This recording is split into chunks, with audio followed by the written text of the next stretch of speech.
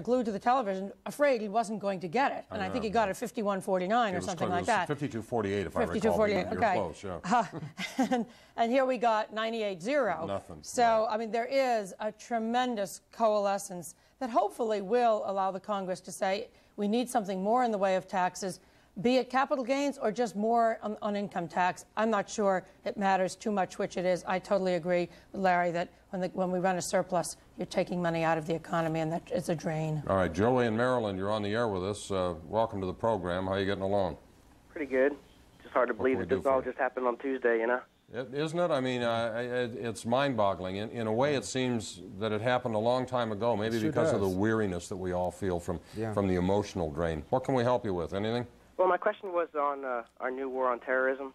I'm completely behind a military response, but it just seems to me like this may be a war in terms of like the war on drugs. It may not be able to be won in the end, you know? I mean, even if Afghanistan turns over bin Laden, or they don't and we go in there and somehow, you know, kill him or what have you, I heard it reported earlier in the week that he's not so much a man but an idea. And how can we... And that's a very accurate way to portray him. The symbolism around this guy is huge and growing bigger by the minute. You're right, he's a symbol. But, I mean, we prosecuted a war in Iraq, and Saddam Hussein's still walking around, so your point's well taken about how successful we may or may not be at the end of the day. Go ahead. Yeah, and Jack, I would say that's why the American people have to understand this is going to be in for the long haul. This is a war against people that are secretive, people that hide in holes. You're not going to have a trophy like you have in most conventional wars where there's a clear demarcation of territory. Sure. You're talking about 5,000 people all over the world who are determined to exterminate our way of life because they consider us to be the great Satan. It is going to be a very long haul.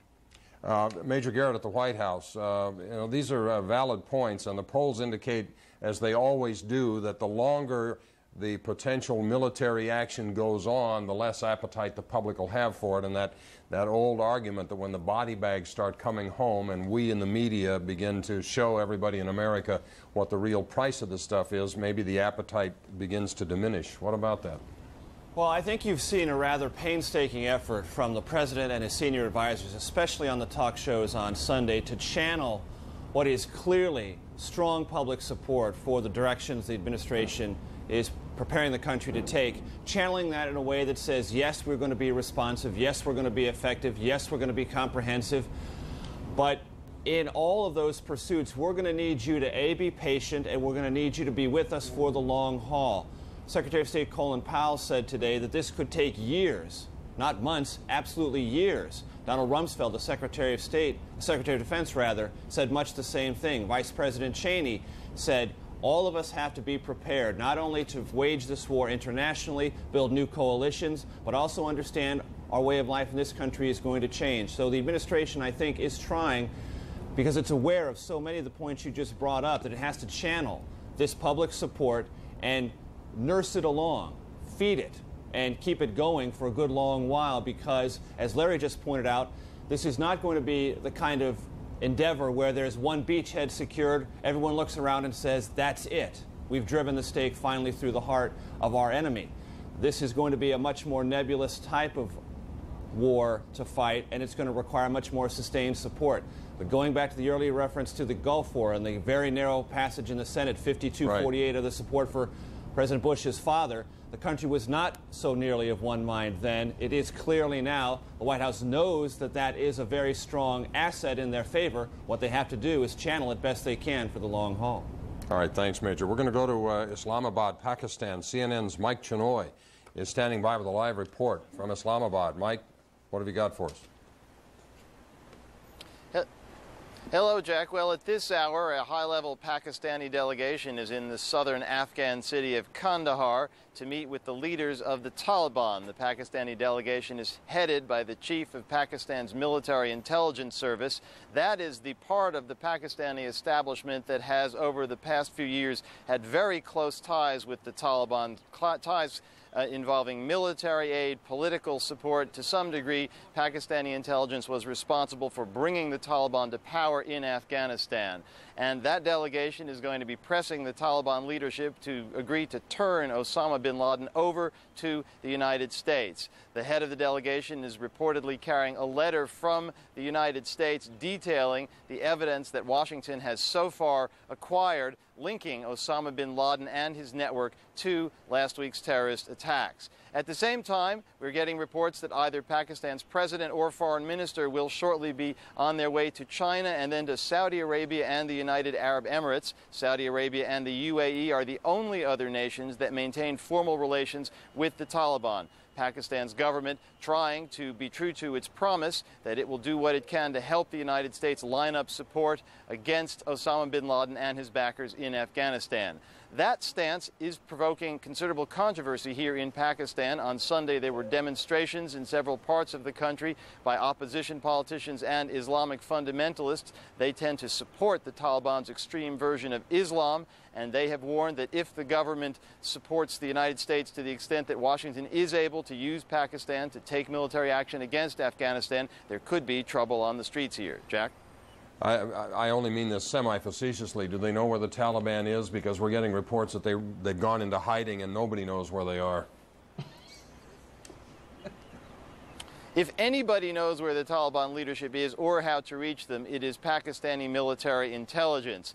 The head of the Taliban, Mullah Omar, normally lives in Kandahar. There have been reports that he has left Kandahar since the attacks last week, but presumably the Pakistanis know how to either reach him or get word to him of the message that they're delivering. All right, Mike, thanks very much. Nice to have you with us. Mike Shenoy, live in Islamabad, Pakistan. Lynette in Texas, sorry to keep you waiting. We had a little breaking news. What can we help you with here tonight, this morning? I had a question about economics. Okay. I am probably what you would call lower class, single parent, Texan, an American, and there was a caller before me about investing now in economics to build it up. Mm-hmm. Would that be the best way for me to try to put some of my money into the economy to help the situation? Well, we had another caller earlier ask that same question. Let me ask our panel here what they think you ought to be doing. Well, again, I think it's first and foremost important that you don't spend over and above your means. You've just said that you don't have a very large income, so it's important that you take care of your needs and your family's needs. If, in fact, there's money that you feel you should be investing and want to invest, I would say that the time horizon that you need to take is a long one. And if you can take a long one, then I would argue that while the markets may remain volatile, and it's certainly likely that they will remain volatile for some period of time in here, that if you have a long time horizon, it can be a very wise idea to be putting some of your money into equities, which will only be helpful to you in the long run when you go to retire. All right, Larry Elder, let me ask you. Yeah, go ahead. Jack, her situation to me typifies why we need to have a discussion about the privatization of Social Security. A woman like that doesn't earn very much money. Her contribution and her employer's contribution, as you know, is controlled completely by the federal government. She ought to be able to put her money in stocks and bonds so that when she retires down the road, when she feels like retiring, not at an age that is mandated by the federal government, she'll have substantially more in assets than she otherwise would by our current Social Security plan. So hopefully this could get us to jumpstart the conversation that we need to have about allowing American men and women to put their own money in stocks and bonds for the long haul, so they're far better off than our current Social Security system. All right, that's a debate. I have a hunch Larry's going to go onto the back burner here for probably quite a while, but it's a hot topic, and at some point down the road it'll be raised again. We've got a caller in Chicago. Rich, how you making out? Hi, thank you. Good evening, or good morning, depending where you're at. Yeah, right. My question is to everybody in the panel there, maybe something you're listening to your listeners, is with all the millions of dollars being donated by these major corporations, I mean, and we're talking tens of millions, hundreds of millions of dollars going through, wouldn't it not have been better to keep the millions of dollars, even though it's commendable that they are doing this, and keep back or hire back employees that they've either laid off or hire new employees? Wouldn't the tax revenue generated from the employee back help stimulate the economy a little bit better? Yeah, it would, but let me just, I don't know if I'm qualified to answer it, but I'm going to take a shot at it. We've got 300 firefighters in this city that are never going to take another breath. We got 68 or 70 cops. They left families, they left kids. You know what, I don't know if you're married or have children, but I've got 4 of them. I know what it costs to put them in college and raise them and pay insurance for them and do all those things. And your point's well taken. As an economic stimulus, a couple of $100 million in an $11 trillion economy, and you guys correct me if I'm wrong, it's not all that much. But to those widows and orphans of the firefighters and the cops in this city, it's a whole bunch of money, and my sense is that maybe it's better there. I don't know. Agreed. Agreed? Yeah. Yeah, you understand what I'm getting at? I mean, I know what you're saying, and it's a good idea, but I mean, neither are these mutually exclusive events. Well, that's true too. Because eventually just the money because gets Morgan into the Stanley economy. gives $10 million to the fund doesn't mean that they can't hire back, or hire more, or go out and stimulate from whatever else they have. And I guess the money eventually will find its way into the economy through the families of these departed. But I think there are other points. I mean, it's very hard for a corporation to go and hire back people when they don't have things for them to do, and they're in turmoil. But I will say I've thought a lot about how the economy might change. And of course we know that the airline industry is going to get fairly hard hit. A lot of people do not want to travel. A lot of corporations are telling their people they do not want them to travel. Sure. They have to get permission to travel right now. And yet when you think, okay, how could this be a benefit somewhere in the economy? On the technology side, we know that the technology for teleconferencing exists. Right. It's not utilized at all to the extent that it could be. And in a way, this might jumpstart some technology spending. I was going to say, the technology sector of the stock market has been the one that has enjoyed the greatest losses, not enjoyed, but suffered the greatest losses, down 60–70% from that NASDAQ 5,000 tech bubble that we had almost 2 years ago now. And it's an interesting idea that corporations and businesses, as a way to keep in touch with clients, it may not be the salesman on his route anymore. Right, and that is a tremendous productivity enhancing situation. I also think everybody is going to have a cell phone who doesn't have one. People just feel the need to be able to communicate with anyone. Look how they were used aboard these hijacked airliners. Yeah. Sure. Mansour, your office is downtown? No, we're at Midtown. The reason I ask, real estate investment trusts were all the rage as an investment, particularly with the stock market overall declining, because they paid a pretty nice dividend. You could get 5, 6, 7, 8% dividend along with potential appreciation of the shares in the companies. We have lost somewhere in the neighborhood of 20 million square feet of office space here in New York City as a result of this.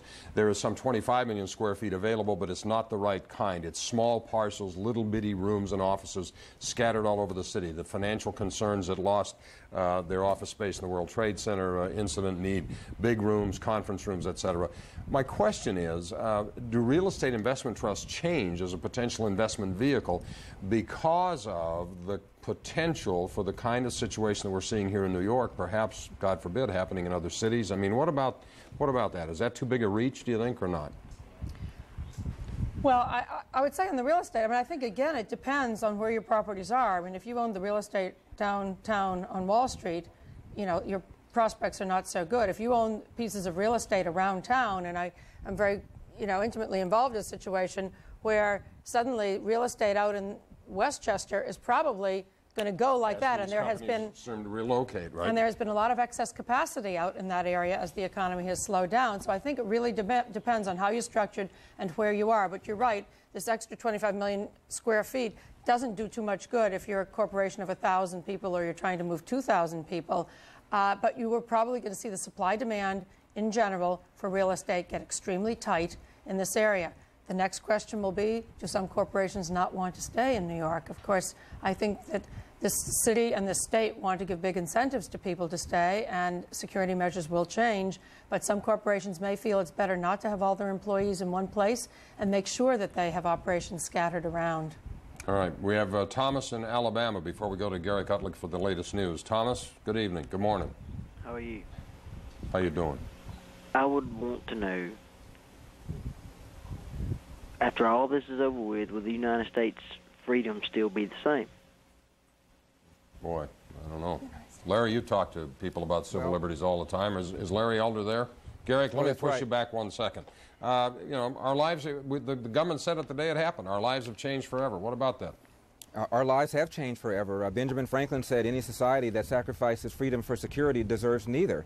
But clearly we have to rethink exactly how porous our borders are, how easy it is to get on an airplane, how easy it is to circulate throughout the country.